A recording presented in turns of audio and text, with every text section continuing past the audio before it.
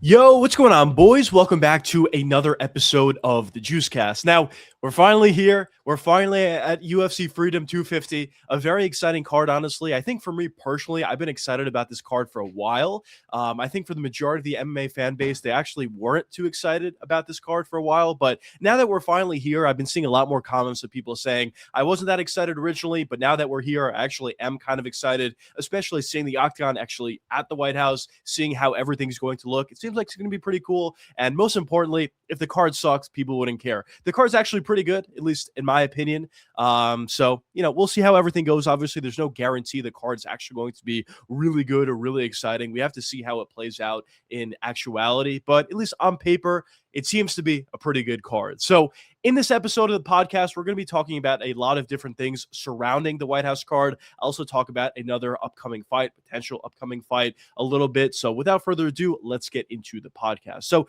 the first part of this podcast, or the first topic of this podcast that I wanted to get into, is the main event, Ilia Topuria versus Justin Gaethje. Now, a lot of fans are thinking this is it for Justin Gaethje. Gaethje may never wake up. Gaethje is not going to win this fight, obviously, but things can go way worse for him outside of that. Now, in my opinion, I actually tend to agree with those people. I think Justin Gaethje is going to get knocked out so badly. I think there's a possibility he can be knocked out for a while. When you just take a look at the type of damage that this guy has taken over the course of his career, it's insane. And also, when you consider the fact that he was knocked out cleanly for a while against Max Holloway at the very end of that fight, if Max is able to do that, just imagine what Ilia Topuria can do. I think this is a huge mismatch between Ilia and Gaethje. I think Ilia will be able to win this fight pretty easily, basically however he wants, but I think he's going to want to knock out Gaethje on the lawn of the White House, and I think he's going to do that. We'll see how everything plays out. I know there's also a lot of people telling me,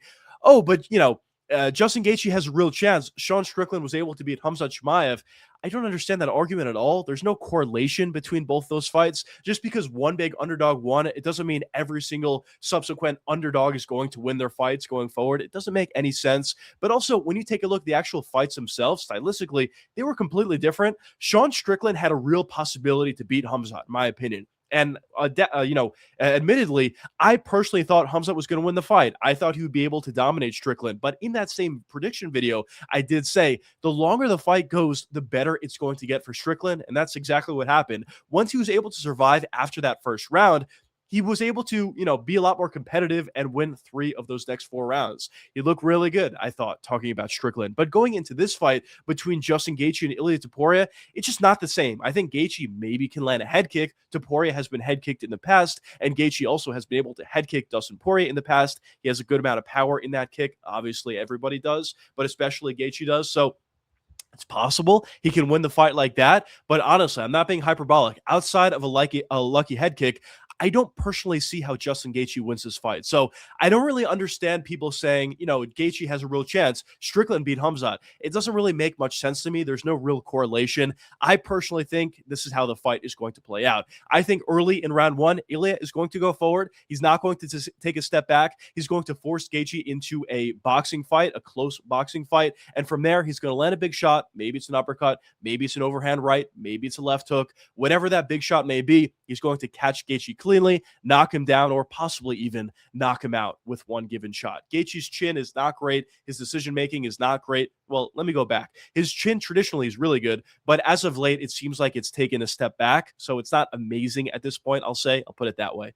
His decision-making obviously is not very good. And even if he does have a game plan going into the fight, I just don't trust him to actually follow that. Even if he does follow it, I think he loses. But that's basically what I think. I think a first-round knockout for Topuria. Now, if things are not going well for Topuria, maybe he's getting tagged up on the feet. I don't think this is likely. But theoretically, if he's getting tagged up on the feet, maybe he can look to grapple a little bit. I think he'll have a lot of success with that. If the fight goes to the ground, it's over. I mean, Gaethje doesn't really know what he's doing on the ground. Topuria is a very high-level Brazilian jiu-jitsu practitioner. I think he submits him. I just don't really see how Gaethje wins this fight outside of a fluky head kick, which is possible, but not super likely, to say the least. So, yeah, that's kind of my thoughts on the main event. Clearly feel very confident in Topuria, and Gaethje's days may be numbered. But the next topic that I wanted to talk about for the same White House card is the bugs. Now, I know this sounds funny, but this is a real topic. A lot of people are talking about the bugs. Will it be an issue? Will it not be an issue? Will it rain?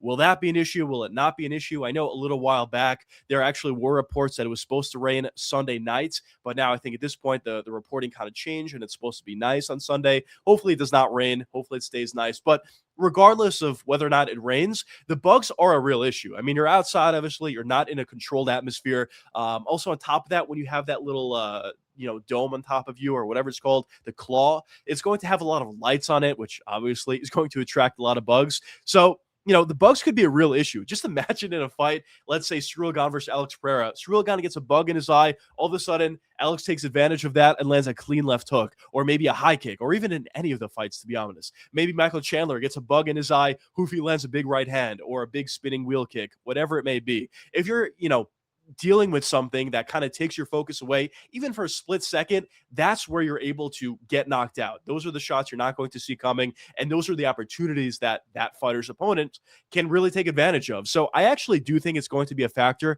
as funny as, it may sound, or as many jokes as fans have been making. It's something the UFC needs to focus on. I think they are. I actually heard a report not too long ago saying that Dana White actually acknowledged that the bugs could be an issue, and I'm sure they're looking into doing something about that. I don't know exactly what they can do. I mean, they're outside. Maybe they can. I mean, they're not going to spray the area. There's obviously a lot of people there. So I don't really know what they're going to do. Maybe there's something they can put some deterrents, bug deterrents around the area. I'm not sure, but it is a legitimate issue, I think, and it's something that they need to focus on. But outside of that, something that they cannot, get away from is the rain. What if, going into the card, it says it's going to rain? What are they going to do? Are they going to cancel the event and move it to Monday? Are they going to delay the event and start it up much later at night? If it's not going to be raining for that long, will they move it to Tuesday? Will they move it to Wednesday? Like, how far can this possibly go on if it does rain on Sunday? Now, at this point, it is Thursday, not too long away. I don't think it's going to rain, but you never know. It's Washington, D.C. in the summer. It's possible that you might get, a pocket of rain, maybe a little bit of a drizzle. Will that affect anything? I know there's a bit of a tarp all the way at the top of that little claw thing that they have. So maybe that'll help. Probably will help.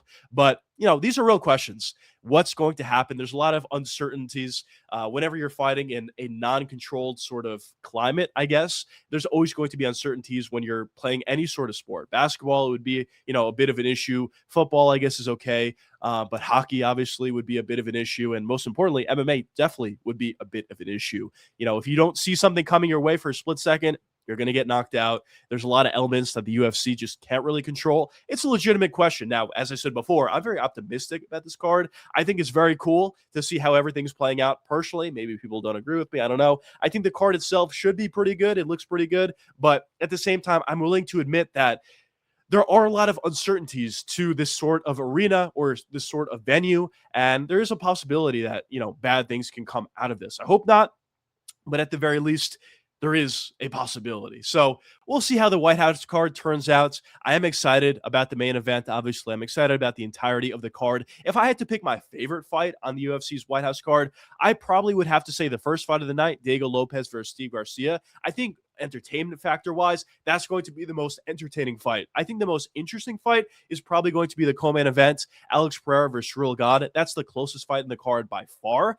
I think actually a lot of the fights in the card are not that close, honestly. So it's easy to say that, but in general, even if this fight was on a different card, this is an incredibly close fight. Alex Pereira obviously has never fought at heavyweight. Ciryl Gane is not necessarily the best decision maker in the world, but he does do a lot of things well. Very fast, very athletic, great movement, great stance switches, pretty good striker, has okay wrestling that could potentially play a factor in this fight. So there definitely are factors that both these guys have that can cause issues to their opponents. So that's probably the most interesting fight in the card. But entertainment-wise, most entertaining fight in the card probably will be the first fight of the night, which is nice. I always love when they do this. Start it off with an absolute banger, get the fans excited, and hopefully the rest of the night delivers, similarly to the Lopez versus Garcia fight, assuming it's fun. But honestly, I don't really see how it's not fun, personally. So we'll see how that one plays out as well. But overall, I'm excited about the card. I will be dropping tomorrow, actually, my full list of every single fight in the card, giving my predictions, who I think is going to win and why, which is not that long of a card. It's not going to be that long of a video, but I will be doing that. And of course, on Saturday, or not, sorry, it's not Saturday, on Sunday, this card's actually on Sunday, not a Saturday. Everybody be prepared for that. But on Sunday, after the card's over, I'll post my reaction to the main event and maybe a separate reaction to the rest of the card. But yeah, the next topic I wanted to get into, though, is the rumored fight between Kamaru Usman and Dricus du Plessis. So before I get into my actual prediction, or at least my thought process on this fight, I do want to make a mention that this fight was supposed to happen a while ago, or not like supposed to happen a while ago, but it was supposed to be announced and finalized a while ago. But at least at the time of recording this video, which is actually current day, there is no sign of this fight being signed or anything. Actually, recently, Dricus du Plessis said that he signed his end of the contract, but he's still waiting on Kamaru Usman to sign his contract. And that's kind of why we're, at a standstill at this point. So although it did seem like it was super likely to happen, and maybe still at this point, I think it's probably still going to happen. You never know. This fight definitely could get canceled or just not happen altogether down the road. But if this fight does happen, my prediction for this fight is Dricus du Plessis. I do think that Kamaru could potentially take advantage of some weaknesses of Dricus's game. Obviously, we saw it in his last fight. His takedown defense was abysmal. It could not have been worse. Yes, he fought Khamzat Chimaev, who I personally think is the best wrestler in the UFC currently. But at the same time, Khamzat wasn't really doing anything crazy. He wasn't shooting in for crazy quick takedowns. He wasn't really setting anything up. He was just shooting for takedowns and easily getting it on the first attempt. That's just not good enough at a UFC level, let alone a championship level. So if Kamaru Usman was able to shoot in for takedowns going forward, I think he probably would have success. Now, also a slight caveat to that is I'm sure Dricus is going to be working on his takedown defense. It can't possibly be worse than it was against Khamzat, but if Usman's going forward, I think he has success. But with that being said, I don't think he's going to be going forward. I think Dricus is going to do a good job at constantly establishing that front pressure, go forward, land big shots, overwhelm Kamaru on the feet, and go forward from there. Maybe even find a finish. Dricus has a really, really good ability of always going forward. There's only two fights that I can remember where Dricus was going backwards. The first fight is Strickland versus DDP 1. He was actually going backwards a little bit in that fight, but not that much, actually. And the second fight that he was actually going backwards was his last fight against Khamzat. And that's a big reason for why Khamzat was able to find those easy takedowns. He just went forward, didn't really even feint anything, just walked forward. Dricus immediately walked back. Khamzat shot a takedown, got it very easily, and that was that. But traditionally, Dricus is very difficult to push it backwards, and I don't think Kamaru is going to have that much success at actually pushing Dricus back. So because of that, fight's going to be on the feet, I believe, and on the feet, I just think Dricus is better. I think he's going to overwhelm Kamaru. Traditionally, Kamaru doesn't have terrible striking. He has a really good jab and a really good backhand, but if you take a look back at his fight against Joaquin Buckley, his striking didn't look very good. He looked very uncomfortable with his striking as well in the moments that it was on the feet. So I'm not super, super confident that Kamaru is going to be able to compete with Dricus. I'm actually quite confident that he's not going to be able to compete with Dricus on the feet. So that's my prediction. I'd probably say, if this is a 5-round fight, I'd probably say 4th round TKO or decision, let's say, for Dricus. One of those two options. But I think he does win the fight. That's personally where I'm at this point. And if he does win the fight, he has a claim to get that rematch, that third fight against Sean Strickland. And I think he probably beats Strickland again, which is kind of hilarious how everything plays out. Strickland beats Khamzat. Khamzat beats Dricus, but Dricus beats Strickland. It's kind of funny, but it's another example of why MMA math just does not work. That's a big reason for why I talk about that all the time, but just another example of that. But that's kind of what I got for you boys for this episode of the Juicecast. As I said, a lot more content is going to be coming out later on this week. Tomorrow or Saturday, it's going to be the prediction video where I go through every single fight, tell you guys who I think is going to win and why. Sunday, right after the main event, I will be posting a reaction to the main event, maybe a secondary one for the rest of the card. There's a lot of content during a pay-per-view fight week, and especially for UFC Freedom 250. I'll be busy for sure. But I hope you guys enjoyed the podcast. If you guys have any questions or concerns, be sure to let me know down below in the comments. Also, I did want to make a mention. I did recently make a Discord. If you're interested in joining the Juicy MMA Discord, be sure to check that out down below. The link will be in the description. But until the next time, fellas, I'll see you boys in the next one. Peace out, boys.